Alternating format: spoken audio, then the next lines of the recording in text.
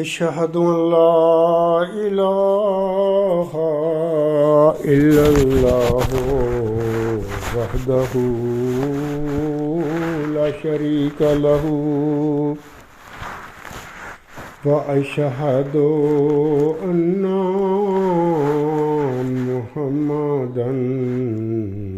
عبده ورسوله أما بعد فأعوذ بالله من الشيطان الرجيم بسم الله الرحمن الرحيم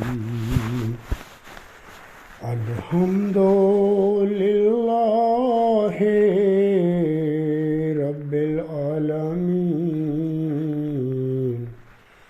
الرحمن الرحيم مالك يوم الدين إياك نعبد وإياك نستعين اهدنا الصراط المستقيم صراط الذين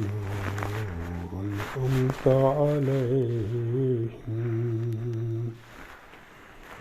صراط الذين أنعمت عليهم غير المغضوب عليهم ولا الضالين إن الله وملائكته يصلون على النبي يا أيها الذين آمنوا صلوا عليه وسلموا تسلیما۔ یہ سورۃ احزاب کی آیت نمبر 57 ہے۔ اس آیت میں اللہ تعالیٰ فرماتا ہے یقیناً اللہ اور اس کے فرشتے نبی پر درود بھیجتے ہیں۔ یہاں پر نبی سے مراد ہمارے پیارے نبی حضرت محمد مصطفیٰ احمد مجتبیٰ صلی اللہ علیہ وسلم مراد ہیں۔ یقیناً اللہ اور اس کے فرشتے نبی پر رحمت بھیجتے ہیں۔ اے مومنو تم بھی اس پر یعنی اس نبی حضرت محمد مصطفیٰ احمد مجتبیٰ صلی اللہ علیہ وسلم پر درود اور خوب سلامتی بھیجتے رہا کرو۔ تو یہ اللہ تعالیٰ نے ایک اعزاز بخشا ہمارے پیارے نبی صلی اللہ علیہ وسلم کو کہ اللہ تعالیٰ اس کے فرشتے بھی اس پر درود اور سلامتی بھیجتے ہیں۔ پیارے نبی حضرت محمد مصطفیٰ احمد مجتبیٰ صلی اللہ علیہ وسلم سے پہلے ایک حدیث میں آتا ہے کہ 1,24,000 دنیا میں نبی آئے تھے۔ اللہ نے کسی نبی کے متعلق ایسی بات اس کو الہام نہیں فرمائی تھی کہ اللہ تعالیٰ اس کے فرشتے اس نبی پر یعنی آسم سے پہلے کسی نبی پر اللہ تعالیٰ نے ایسی کوئی اعزاز نہیں بخشا کسی نبی کو کہ اللہ تعالیٰ اس کے فرشتے اس پر درود اور سلامتی بھیجتے ہوں۔ یہ صرف ہمارے پیارے آقا حضرت محمد مصطفیٰ احمد مجتبیٰ صلی اللہ علیہ وسلم کو یہ اعزاز اللہ نے بخشا ہے کہ اللہ یعنی جو مالک ہے ہمارا کائنات کا خالق ہے وہ اور اس کے تمام فرشتے اس نبی یعنی حضرت محمد مصطفیٰ احمد مجتبیٰ صلی اللہ علیہ وسلم پر درود اور سلامتی بھیجتے ہیں۔ پھر اللہ مومنوں کو تلقین کرتا ہے ایمان لانے والوں کو کہ اے مومنو تم بھی اس نبی حضرت محمد مصطفیٰ احمد مجتبیٰ صلی اللہ علیہ وسلم پر زیادہ سے زیادہ درود اور سلامتی بھیجتے رہا کرو۔ آسم کے درجات تو بلند ہوتے ہی ہیں درود اور سلامتی جب مومن بھیجتے ہیں اللہ اور اس کے فرشتے بھیجتے ہیں آپ صلی اللہ علیہ وسلم پر، تو وہ جو مومن ہوتے ہیں جو درود اور سلامتی نبی پاک صلی اللہ علیہ وسلم پر بھیجتے ہیں درود اور سلامتی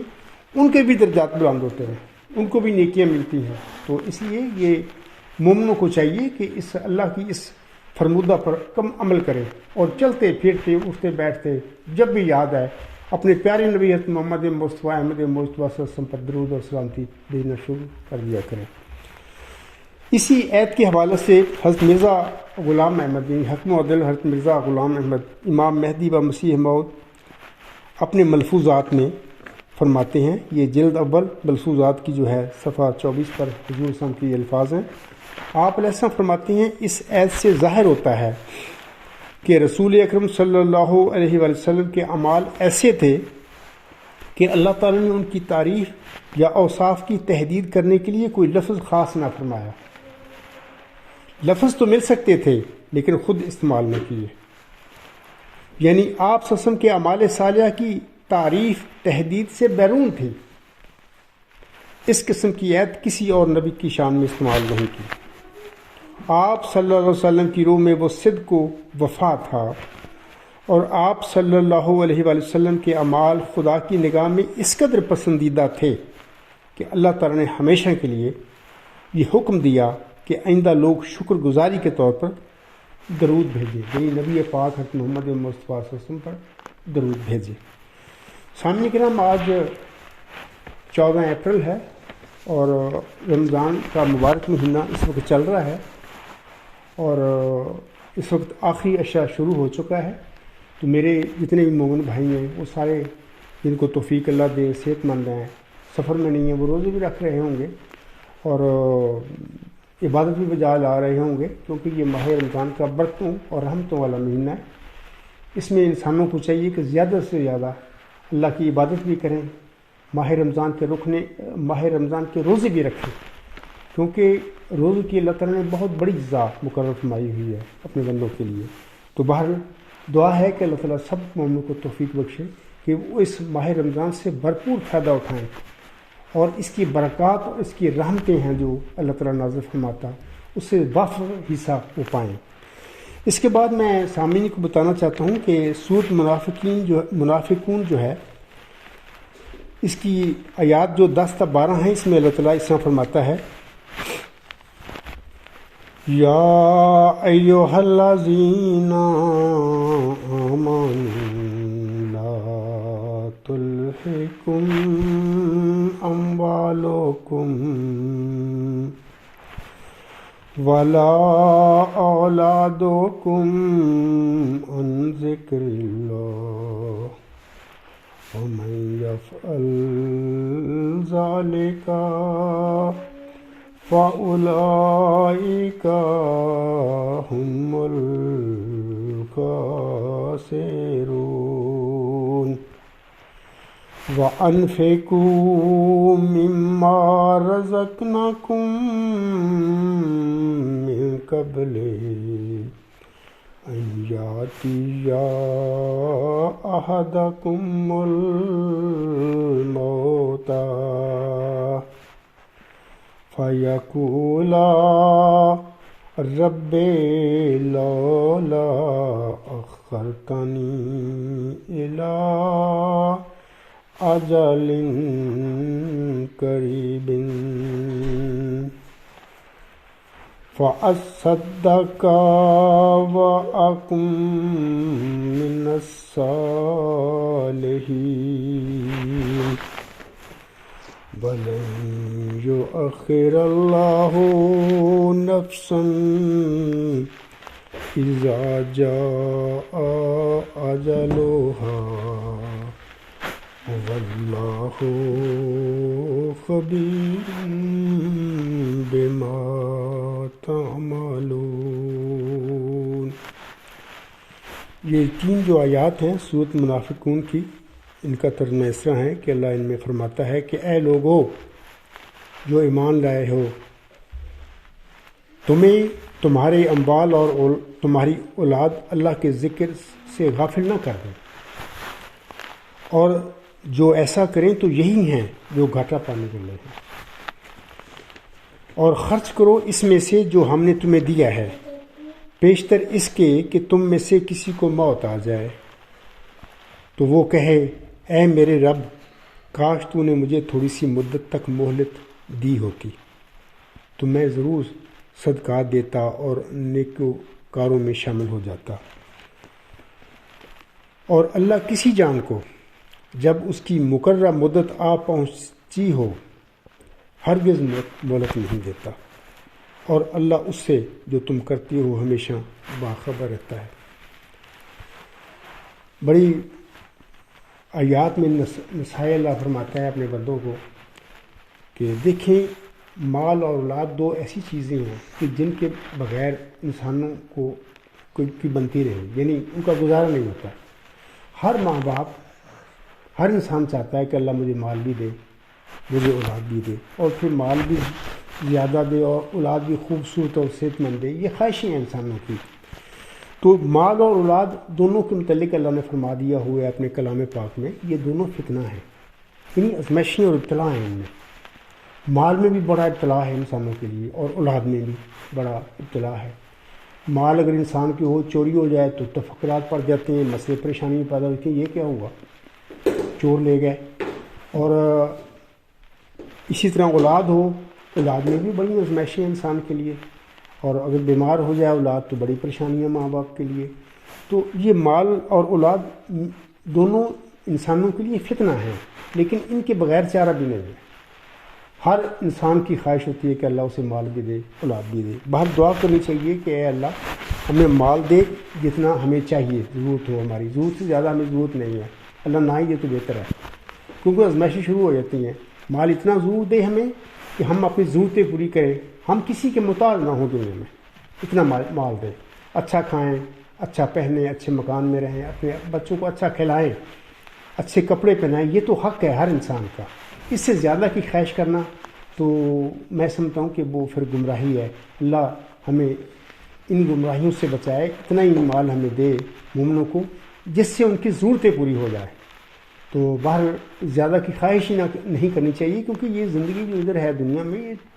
مسافر ہیں ہم لوگ، کچھ تھوڑی سی مدت کے لیے ہمیں تخلیق ملی ہے، ہم پیدا ہوئے ہوں، اور اپنے اعمال جو ہوں گے ہمارے، اس کے بعد ہماری موت کے بعد دائمی زندگی کا سلسلہ شروع ہوگا۔ دعا کرنی چاہیے کہ اللہ تعالیٰ ہمیں نیک کام کرنے کی توفیق دے۔ اور یہ جو دونوں چیزیں ہیں، یعنی مال بھی اور اولاد بھی،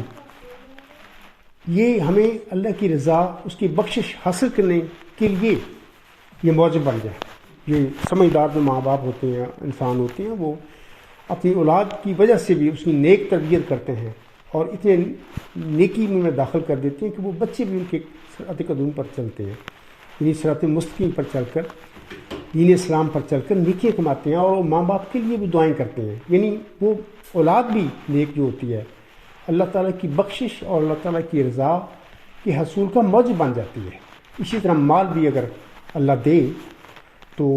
انسان کو چاہیے کہ اگر اللہ تعالیٰ مثلا ایک بندہ ہے، اس کو مال بہت اللہ ہی دے دیتا ہے، تو اس کو چاہیے، فکر کرنے والی بات نہیں ہے، خواہشیں نہیں رکھنی چاہیے بہت زیادہ مال و دولت کی، لیکن اگر اللہ دے تو وہ نیکی کے راستے میں استعمال کرے، یعنی نیک راہوں پر لگاؤ۔ نیکی ہیں مثلا بہت غریب ہوتے ہیں دنیا میں، بیمار ہوتے ہیں، محتاج ہوتے ہیں، یتیم ہوتے ہیں، یہ مسکین، یہ سارے لوگ کیا ہیں، ان پر مال خرچ کرو اگر اللہ تمہیں دیتا ہے۔ جب تم ان جو میں نے ابھی بات بتایا ہے، ان پر خرچ کرو گے اللہ کی راہ میں مال، تو یہ مال بھی تمہارا اللہ کی رضا، اس کی بخشش حاصل کرنے کا موجب بن جائے گا۔ تو ایسا مال تو پھر رحمت بنتا ہے، جتنا مرضی اللہ دے دے۔ لیکن اکثر دیکھنے میں آیا ہے کہ دنیا میں جب مال و دولت لوگوں کے پاس آتا ہے تو وہ ان کے دل جو سخت ہوتے جاتے ہیں، ان میں مطلب کہ وہ بیچارے مال کی وہ محبت کرنی شروع کر دیتے ہیں، مال سے محبت کرتے ہیں اور زیادہ جمع کرنا شروع کر دیتے ہیں۔ یہ بیماریاں ہیں دنیاوی، اللہ ان گمراہیوں سے بچائے۔ اسی طرح اولاد ہے، دعا کرنی چاہیے کہ اللہ تعالیٰ ہمیں نیک اولاد دے، صحت مند دے، تو بیماریوں سے بچائے، اور پھر ان کی تربیت کرنے کا ہمیں موقع ملے، ان کی تربیت ہم کریں، اور پھر جب ہم تربیت کر لیں گے تو وہ عبادات بھی بجا لائیں گے، نیکی کے رستوں پر چلیں گے، جس سے ماں باپ نیکی کے رستے پر چل رہے ہوں گے، ان کی اولاد بھی اسی طرح کرے گی، تو وہ اولاد بھی پھر اللہ کی بخشش، اللہ کی رضا کی حصول کا موجب بن جائے گی ان کے لیے۔ تو آنسن کی ایک حدیث بھی ہے، میں نے پڑھی تھی پہلے۔ آنسن فرماتے ہیں کہ جو انسان اللہ تعالیٰ کی راہ میں خرچ کر دیتا ہے نا، تو وہ انسان کو بچ جاتا ہے، یعنی وہ اس کے کام آئے گا مرنے کے بعد، تو وہ اس کا بیلنس ہے ایک قسم کا۔ لیکن جو کھا لیا پی لیا تو وہ تو کھا ہو گیا، یہ تو خرچ ہو گیا۔ تو اس لیے اللہ کی راہ سے مراد یہی ہے کہ غریبوں کو دینا اور محتاجوں کو دینا، مریضوں کا، جو بیمار لوگ ہیں، ہمیں نہیں پتہ قسم قسم کی بیماریاں ہیں، اگر کسی انسان کو پیسے ہوں، دولت ہو، صاحب توفیق بندہ ہو تو اس کو چاہیے خرچ کرے، ان غریب جو بیمار ہیں ان کے علاج کرائے۔ تو اللہ کے راستے میں غریب لوگ ہوتے ہیں پڑھ نہیں سکتے بیچارے، شوق ہوتا ہے ان میں، تو ان کو چاہیے، یعنی مال دولت والے لوگوں کو میں کہتا ہوں کہ وہ اپنا مال ان کے لیے خرچ کرے، ان کو علم حاصل کرنے میں مدد کرے ان کی۔ تو یہ چیزیں جو نیکی کے راستے میں استعمال آپ کی ہوں گی، دولت جائے گی تو ساری آپ کے کام آئے گی، وہ بچ جائے گی، وہ آپ کا بیلنس ہے، مرنے کے بعد آپ کو وہ کام آئے گا۔ تو باقی یہ نہ ہو کہ جیسے کہ اللہ تعالیٰ نے سورۃ منافقون کی آیت 11 میں فرمایا ہے نا کہ ان یاتی احدکم الموت فیقول رب لولا اخرتنی، یعنی یہ ایسا نہ لمحہ مومنوں پر آئے، کسی پر بھی نہ آئے کہ جب اس کی موت آ جائے وہ سمجھے کہ میرا اب قریب موت میں مرنے والا ہوں، تو وہ اس کو پھر یہ نہ کہنا پڑے کہ اے اللہ کاش تھوڑی سی اور مجھے مہلت دے دیتا، میں اور نیک کام کر لیتا، اپنا مال بھی خرچ کرتا نیکیوں کے لیے، اور میں بھلائیاں کے لیے اکٹھی کرتا۔ یعنی اللہ کرے کہ کسی مومن پر یہ وقت نہ آئے، اور جب بھی موت کا لمحہ کسی پر آئے تو وہ خوش ہو، اور اس نے پہلے ہی اپنے مال بھی اپنی اولاد کو بھی نیکی کے راستے میں خرچ کیا ہو، نیکیاں کمائی ہوں، تو پھر اس کو کوئی غم و فکر نہیں ہوتا۔ پھر ایسے لوگ نہیں کہا کرتے کہ اے اللہ پھر موت ٹال دے، کہ تھوڑا سا ٹائم دے دے، کیونکہ وہ تو پہلے ہی اللہ کے بندے ہو جاتے ہیں، اپنا مال بھی اپنی دولت بھی اللہ کے راستے میں خرچ کر رہے ہوتے ہیں، تو وہ تو ہر وقت تیار ہوتے ہیں اپنے اللہ کے پاس جانے کے لیے۔ تو میری دعا ہے کہ اللہ تعالیٰ سب مومنوں پر ایسا وقت لے کے آئے جب ان کی موت آئے تو وہ بخوشی تیار ہوں، اور موت سے پہلے وہ موت کی تیاری کر چکے ہوں کہ اپنا مال بھی اپنی اولاد بھی اپنے سارے اس کے لیے خرچ کر چکے ہوں اللہ کے راستے میں، تو موت کے لیے ہر لمحہ تیار ہوں کہ ان کو یہ نہ کہنا پڑے کہ اے اللہ ہمیں تھوڑا سا اور ٹائم دے دے، موت ہماری پیچھے کر دے۔ تو اللہ تعالیٰ ہم سب مومنوں پر اپنا رحم کرے۔ تیسری بات یہ ہے کہ دیکھیں موت کا لمحہ جو ہوتا ہے ہر انسان نے مرنا ہے، جو دنیا میں آیا ہے اور اس نے مرنا ہے، دائمی زندگی یہاں پر نہیں ہے، کسی کی 60 سال، کسی کی 50 سال، کسی کی 80 سال، حد 100 سال تک بھی بعض لوگ زندہ رہتے ہیں، بعض بچپن بھی فوت ہو جاتے ہیں، یہ اللہ کا کام ہے، اس کا ایک طریقہ کار ہے دنیا میں اس نے جاری کیا ہوا۔ موت پر کسی انسان کا اختیار نہیں ہے، انسان کی بس میں بات نہیں ہوتی، موت کب آنی ہے یہ اللہ کو علم ہے، اللہ کے پاس ہے چیز۔ تو اس لیے ویسے تو انسان کو ہر لمحہ اپنی موت کے لیے تیار ہونا چاہیے اور تیاری کرنی چاہیے کہ اللہ کے پاس ہم نے جانا ہے۔ جب ہم اللہ کے پاس جائیں تو ہمارا جو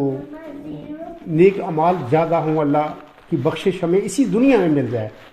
اور اللہ کی رضا بھی ہمیں اس دنیا میں مل جائے۔ تو میں یہ سمجھتا ہوں کہ جو نیک لوگ ہوتے ہیں، جو نیکی کے راستے پر چلتے ہیں، دین اسلام کے احکامات پر عمل کرتے ہیں، اسلام کی جو جتنی بھی احکامات ہیں ان پر عمل کرتے ہیں، تو وہ اس دنیا میں ایسے بن جاتے ہیں کہ اللہ تعالیٰ اس دنیا میں ان سے پیار کرتا ہے، ان سے ہم کلام ہو جاتا ہے۔ یعنی وہ اس دنیا میں ہی، یہ جو عارضی دنیا ہے اس میں ہی وہ اللہ تعالیٰ کا درشن کر لیتے ہیں۔ اللہ کا درشن یہی ہوتا ہے کہ اللہ سے ہم کلام ہو جاتا ہے، تو بندہ سے بات ہوتی ہے، اللہ کی سوال جواب ہوتے ہیں، تو یہی سب سے بڑی کامیابی ہے جس سے انسان نے اسی طرح اس دنیا میں اللہ کا درشن کر لیا، اللہ سے ہم کلامی کا شرف اس کو حاصل ہو گیا۔ یہ اللہ کی عطا ہوتی ہے، کوشش سے نہیں ملتی۔ ہاں کوشش کرتے رہنا چاہیے، نیکیاں کرنی چاہیے اور خواہش رکھنی چاہیے کہ اللہ تعالیٰ میں بھی آپ کو دیکھنا چاہتا ہوں۔ اس کا دیکھنا یہی ہوتا ہے کہ اس سے بات ہو جائے، تو خواہش کرنا، اس کے لیے کوشش کرنا کوئی گناہ نہیں ہے، کرنی چاہیے، لیکن یہ اللہ کا کام ہوتا ہے، اللہ کے پاس حق ہے، جس کے پاس چاہے وہ بات کرنا چاہے وہ بات کر لیتا ہے، اس کو اپنا چہرہ بھی دکھا دیتا ہے، تو لیکن کوشش کرنی چاہیے۔ تو بہر جو مومن ہوتے ہیں اس دنیا میں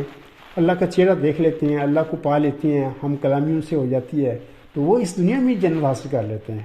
اتنی اطمینان ان کو مل جاتا ہے، اتنا سکینت ان پر نازل اس دنیا میں ہو جاتی ہے، تو وہ ایسی سمجھتے ہیں کہ اللہ تعالیٰ نے ہمیں بخش دیا ہے اور اللہ تعالیٰ کی ہم اپنے مقرب بندوں میں اللہ تعالیٰ نے ہمیں شامل کر لیا ہے، وغیرہ وغیرہ بہت ساری باتیں ہم اس حوالے سے کر سکتے ہیں۔ تو سورۃ واقعہ جب ہم پڑھتے ہیں نا، قرآن کریم کی جو سورت ہے اس میں اللہ تعالیٰ نے 3 گروہوں کا ذکر فرمایا ہوا ہے۔ ایک گروہ ہے جو سب سے بیسٹ ہے، وہ اللہ کے مومن بندے وہ ہوتے ہیں جو اللہ کا قرب حاصل کر لیتے ہیں اس دنیا میں،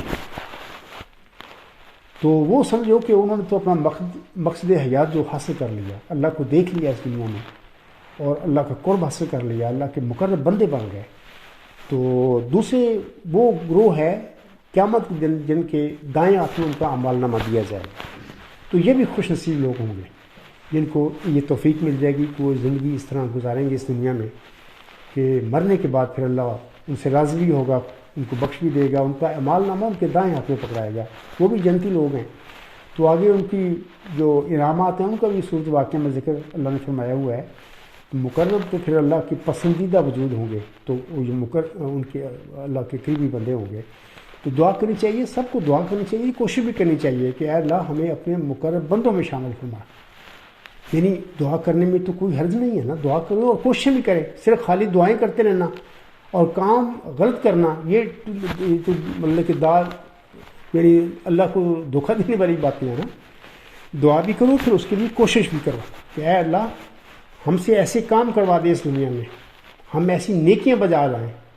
تیری راہ میں کہ اس کے نتیجہ میں تو ہمیں اپنے مقرب بندوں میں شامل کر لے۔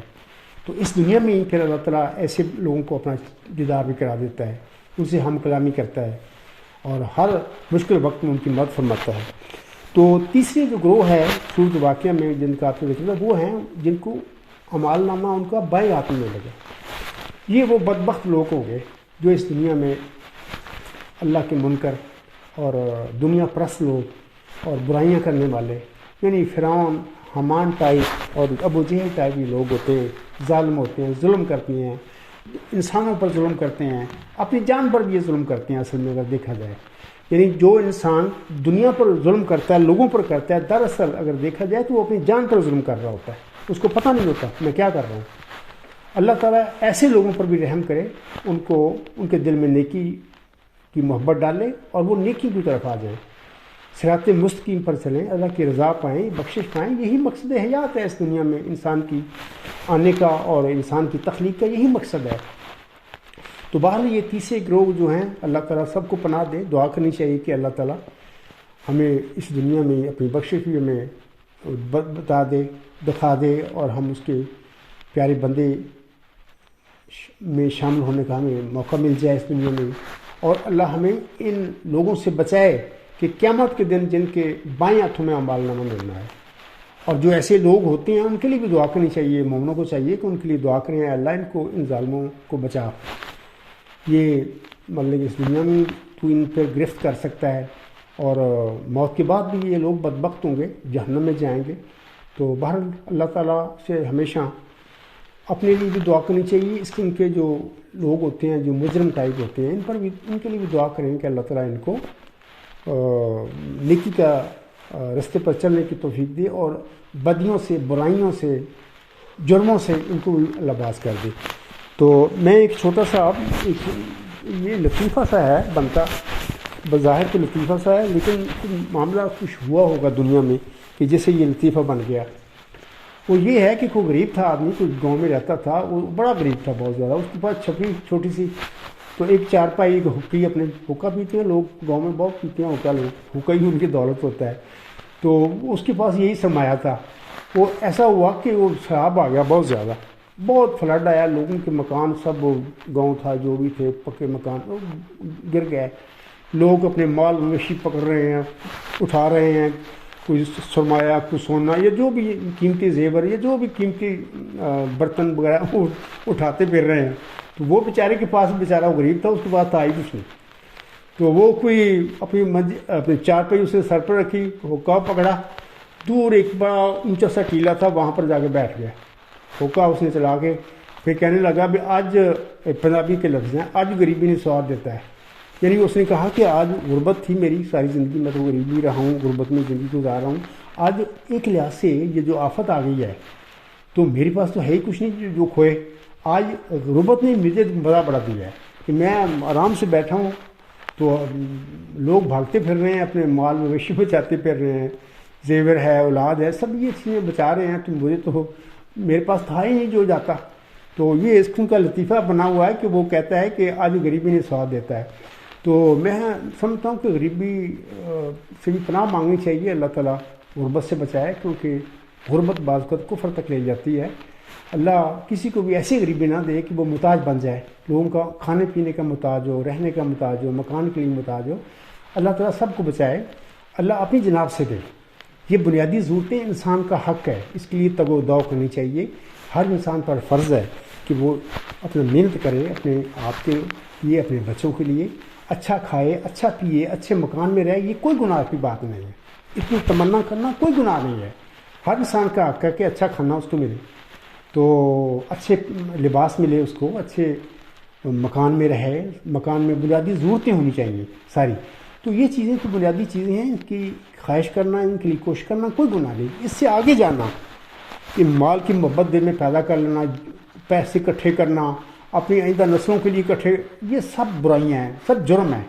اللہ ہمیں سب کو ان برائیوں سے بچائے. اس قسم کی نجائز جو محبتیں ہیں، جو مال میں لوگ ڈال لیتے ہیں یا اولاد میں ڈال لیتے ہیں، تو یہ ٹھیک نہیں ہے. یہ انسان کو پھر تباہی کی طرف لے جاتی ہیں، اللہ کی ناراضگی کی طرف لے جاتی ہیں. اللہ سے پناہ مانگنی چاہیے اس قسم کی فتنوں سے. اللہ اولاد دے، نیک دے، صحت مند دے، اور پھر مال بھی دے تو نیک مال ملے اور اپنی محنت کی کمائی کا مال ہو، اور پھر وہ انسان خود بھی کھائے، اپنی ضرورتیں پوری کرے، اور غریبوں میں اللہ کی راہ میں وہ اس کو خرچ کرے. وہ جو اللہ کی راہ میں پھر خرچ ہوا مال ہے وہ ضائع نہیں پھر ہوگا، سمجھو کہ وہ ان کے لیے جمع ہو گیا، اللہ اس کی جزا دے گا قیامت کے دن. تو یہاں پہ تو رہنا ہی کوئی نہیں، ہم نے تو آگے جانا ہے، ہم تو مسافر لوگ ہیں ادھر سارے. لیکن سوچ کی بات ہے.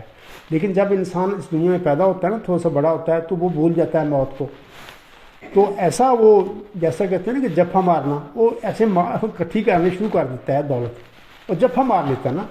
اور بچے اگر اللہ کسی کو دے، اولاد دے، تو خوبصورت ہو، صحت مند ہو، تو اس سے بھی تکبر پیدا ہوتے ہیں انسانوں میں. تو اللہ سے پناہ مانگنی چاہیے کہ اس قسم کی اولاد جو تکبر پیدا کرے، غرور پیدا کرے، فخر گھمنڈ پیدا کرے، اس قسم کی مطلب کہ پناہ مانگنی چاہیے کہ اللہ تعالیٰ ہمیں اولاد ضرور دے، خوبصورت دے، صحت مند دے، لیکن اس طرح دے کہ نیک اولاد ہو، اور ہمیں اس پہ تکبر اور فخر کی بیجا اس بیماری میں ہم نہ داخل ہو جائیں. اس سے ہم تیری پناہ مانگتے ہیں. اولاد دے، نیک دے، اور ہمیں تربیت کرنے کی توفیق دے، اور وہ دین اسلام کی جو ہدایات ہیں، فرمودات ہیں، ان پر چلنے والے ہیں. اور وہ تو ایک بڑی نعمت ہوتے ہیں ایسی نیک اولاد جو ہوتی ہے. ایسا مال بھی دے، کوشش کرنی چاہیے، کمانا چاہیے، لیکن مال ایسا ہو جو حلال کی کمائی سے ہو، اور جو اتنا کرنا چاہیے کہ اے اللہ ہمیں ضرورتیں ہماری پوری کر دے بس. اور جو زیادہ اللہ کی طرف سے اگر مال آتا ہے تو وہ اللہ سے دعا کرنی چاہیے کہ اللہ ہمیں نیکی کے راستے میں خرچ کرنے کی توفیق بخشے. تو بس یہی زندگی کا مقصد بھی یہی ہے. باقی لوگ جو پھر دنیا میں ایسے ہوتے ہیں کہ دنیا پرست بن جاتے ہیں، دنیا کی پوجا کرتے ہیں، دنیا اپنے اندر بٹھا لیتے ہیں، اور دنیا کے لیے زندہ رہتے ہیں اور دنیا کے لیے مرتے پھر رہے ہیں. اللہ تعالیٰ اس کے لوگوں کو بھی ہدایت دے جو دنیا کا اپنا مدعا بنا کر بیٹھ جاتے ہیں، دنیا کے حصول کا مدعا وہ مقصد بنا لیتے ہیں. اللہ تعالیٰ ان پر بھی رحم کرے. تو میں جب میں پڑھتا تھا غالباً 9th اور 10th کی بات ہے، خواجہ میر درد کی کچھ غزلیں بھی ہم نے پڑھی تھیں، اور وہاں پر ان کا ایک بڑا مشہور شعر ہے، میرے تو دل میں بیٹھ گیا، اکثر میرے دل میں یاد رہتا ہے. تو میں وہ اس شعر پڑھ کر اپنے اس خطبے کو ختم کروں گا. خواجہ میر درد صاحب کا یہ شعر اس طرح ہے کہ وائے نادانی کے وقت مرگ پہ ہی ثابت ہوا، خواب تھا جو کچھ کے دیکھا، جو سنا افسانہ تھا. اصل میں یہ بڑی گہرا فلسفہ انہوں نے اس شعر میں بیان فرما دیا کہ زندگی کی حقیقت ہے کیا. جب انسان مرتے ہیں نا، ہم سب پر موت کا وقت آنا ہے، تو ایسے ہی لگنا کہ جیسے بس تھوڑا سا ایک عرصہ ہم دنیا میں جی ہیں. اگر 80 سال بھی زندہ رہے ہیں، 100 سال، وہ ایسے ہی لگے گا موت کے وقت جیسے کہ بس کچھ تھوڑا سا ٹائم ہم زندہ رہے ہیں. تو بالکل صحیح خواجہ میر درد صاحب نے فرمایا ہے، وائے نادانی کے وقت مرگ پہ ثابت ہوا، خواب تھا جو کچھ کے دیکھا، جو سنا افسانہ تھا. اسی پہ میں اپنا مختصر یہ خطبہ ختم کرتا ہوں. وما علینا الا البلاغ وآخر الدعوانا الحمد للہ رب العالمین. الحمد للہ اولا وآخرا وظاہرا وباطنا هو مولانا نعم المولا ونعم النصیر ونعم الوکیل.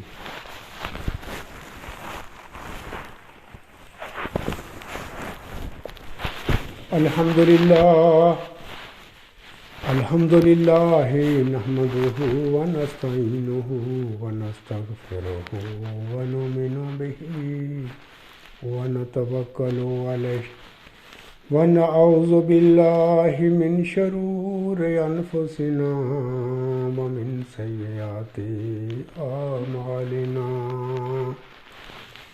من يهده الله فلا مضل له ومن يضلله فلا هادي له ونشهد أن لا إله إلا الله ونشهد أن محمدا عبده ورسوله عباد الله رحمكم الله إن الله يأمر بالعدل والإحسان وإيتاء ذي القربى وينهى عن الفحشاء والمنكر والبغي يعظكم لعلكم تذكرون اذكروا الله يذكركم وادعوه يستجب لكم ولذكر الله أكبر